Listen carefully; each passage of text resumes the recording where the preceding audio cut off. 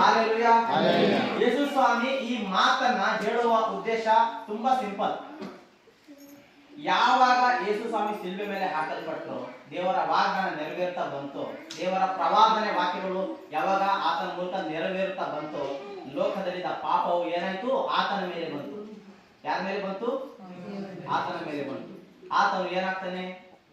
ಪಾಪಿಯಾಗಿ ನಮ್ಮ ದೆಸೆಯಿಂದ ಆತನು ನೋವನ್ನು, ಪಾಪವನ್ನು ಅನುಭವಿಸಿದನು. ಮನುಷ್ಯನಾಗಿ ನಾವು ಪಡಬೇಕಾದಂತ ಎಲ್ಲ ನೋವುಗಳನ್ನು ಯಾರು ಅನುಭವಿಸಿದ್ದು? ಯೇಸು ಸ್ವಾಮಿ. ಹೌದಲ್ಲ? ಕರೆಕ್ಟಾ?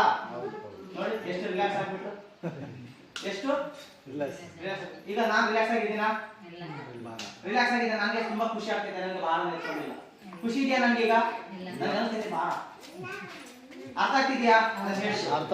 ಇಲ್ಲಿ ಮನುಷ್ಯನು ನಾನು ತಪ್ಪೇ ಮಾಡಿಲ್ಲ, ನಾನು ಒಂದು ವಿಚಾರದಲ್ಲಿ ಮಾತ್ರನೇ ನಾನು ತಪ್ಪು ಮಾಡಿದ್ದು.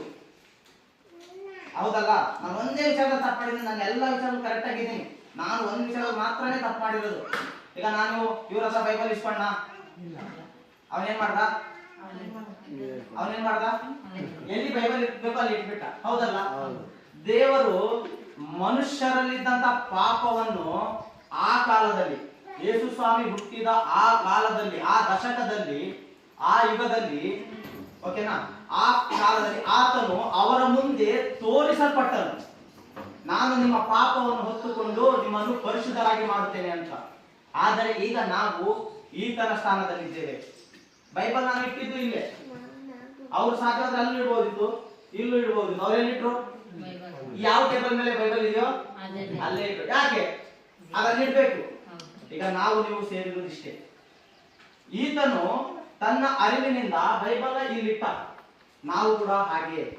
ಆ ಕಾಲದಲ್ಲಿ ದೇವರು ಅವರ ತಪ್ಪುಗಳನ್ನು ಕ್ಷಮಿಸಿದನು. ಆಗ ದೇವರು ಬದುಕಿ ಮನುಷ್ಯನಾಗಿದ್ದಾಗಲೇ ಅವರ ತಪ್ಪುಗಳನ್ನು ಕ್ಷಮಿಸಿದನು.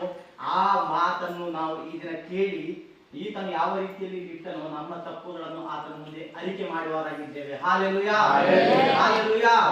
ನಾವೇನ್ ಮಾಡ್ತಾ ಇದೀವಿ? ಈಗ ನಾವು ಬೈಬಲ್ ಅಲ್ಲಿ ಓದ್ತಾ ಇದೀವಿ. ಯೇಸು ಇಸ್ರಾಯೇಲ್ ಜನರಲ್ಲಿ ಹುಟ್ಟಿ, ದೇವರ ಮನುಷ್ಯ ರೂಪದಲ್ಲಿ ಹುಟ್ಟಿ ಮನುಷ್ಯರ ಪಾಪವನ್ನು ಹೊತ್ಕೊಂಡ್ರು ಅಂತ ಅವರು ನಾವಿಲ್ಲಿ ಓದ್ತಾ ಇದೀವಿ. ಹೌದಲ್ಲ? ನಾವು ಓದುವಾಗ ಅದನ್ನು ಗ್ರಹಿಸ್ತಾ ಇದ್ದೀವಿ.